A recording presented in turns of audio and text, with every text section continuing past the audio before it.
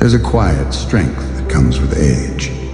It doesn't announce itself, it doesn't demand attention, but it's there in the way you face the morning, even when your knees ache, in the way you carry memories that are equal parts joy and sorrow, in the way you still hope even after all you've seen. For many people in the UK and across the world, growing older isn't just about numbers or birthdays. It's about shifting seasons of life, bodies that change, relationships that evolve, and emotions that become both deeper and at times harder to explain. After 50, the world can feel very different. You may find yourself looking in the mirror and seeing someone familiar, but also someone you're still learning to understand. Your body may not respond the way it used to during intimacy, during movement, or even when trying to rest, and no one really prepares you for that.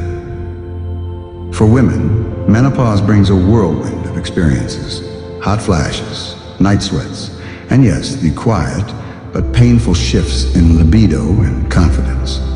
For men, erectile dysfunction may sneak in without warning, and not because of anything you did wrong, just the passage of time. And yet it often brings with it a heavy weight of silence, of shame, of disconnection. But what we're seeing now, especially among seniors in the UK, is something beautiful. A gentle awakening. Older adults are beginning to talk, to plan, to reclaim, and most importantly, to reconnect with their bodies, their partners, and with themselves. There's a woman named Margaret, 68, from the Cotswolds. She spent years raising children, caring for her late mother, and working in a local school. After menopause, she quietly felt like life had passed her by. She'd gained weight, lost her sense of sensuality. She told me once, "I didn't feel ugly, I just didn't feel seen." Then one day, she went to a community art class, watercolors. It wasn't about painting perfectly. It was about making space for herself again. And in those quiet afternoons, she met someone. George, widower, quiet eyes, a kind laugh. They started walking together, slowly, no expectations, just companionship. And over time, something remarkable happened. Not dramatic, not movie-like, just real. They began holding hands. They began talking, really talking about their fears, their bodies, their regrets. And one rainy evening, Margaret whispered, "It's not that I wanted to be young again. I just wanted to be alive again." It's in stories like hers that we see what planning peacefully in later life really means.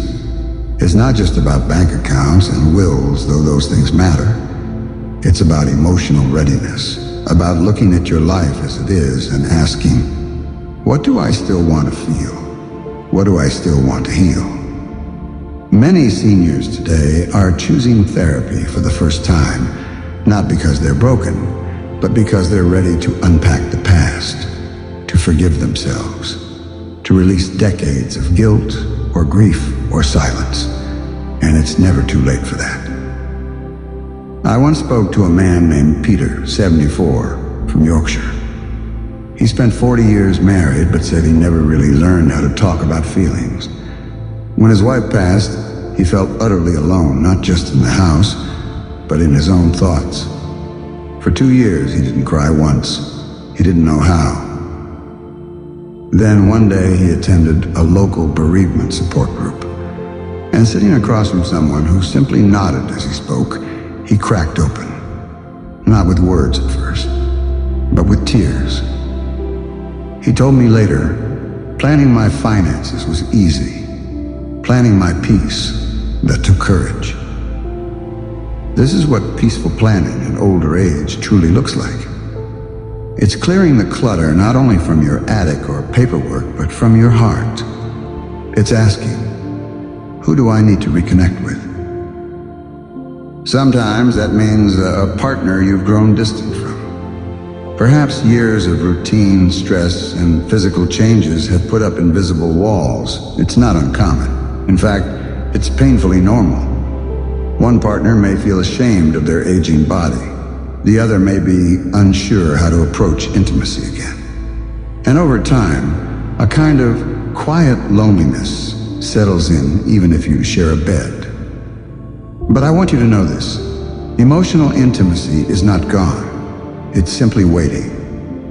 It begins again with a hand on a shoulder, a long conversation without distraction, a willingness to say, "This is hard for me," or "I miss how close we used to be." Many older couples are now exploring counseling. Some do it online, some through NHS referrals. Some simply begin by sitting together and saying, "Let's talk. Not about the bills, not about the neighbors, but about us." It takes bravery to begin again, but the rewards are deeply, beautifully human.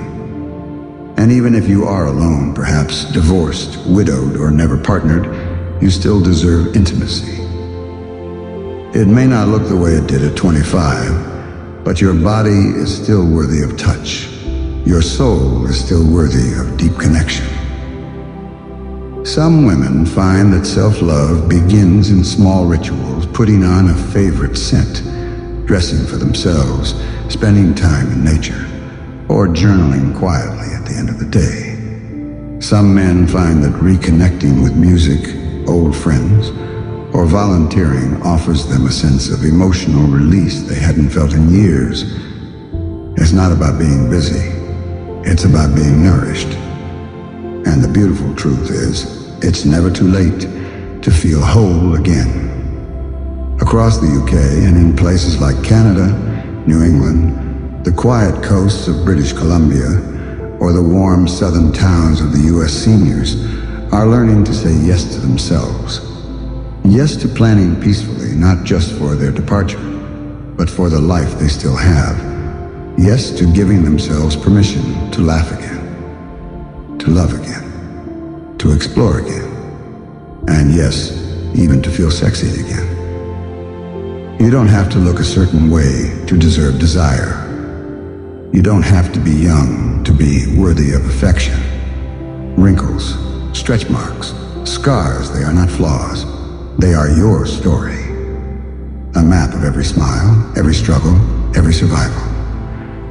And as you sit here now, perhaps with a cup of tea or resting quietly after a long day, know this. You are not done. There is more for you. More peace, more joy, more connection. Whatever regrets you carry, you are allowed to put them down. Whatever shame society has tried to place on aging, it was never yours to begin with. You have earned your freedom, not just in how you spend your time, but in how you choose to love yourself. So take the walk, make the phone call, book the appointment. Say the truth out loud, even if your voice shakes. This right now is still your time. And if this message touched your heart, if you saw even a small part of yourself in Margaret or Peter, or felt a quiet hope rising inside you, then I invite you to stay with us here on The Age of Beauty. We're not just a channel. We're a community. A gentle reminder that growing older isn't about fading. It's about becoming even more deeply you. So please like this video if it moved you. Share it with someone you love. And subscribe to The Age of Beauty for more soul-nourishing stories, conversations, and reminders that you, dear one, are still blooming, and always will be.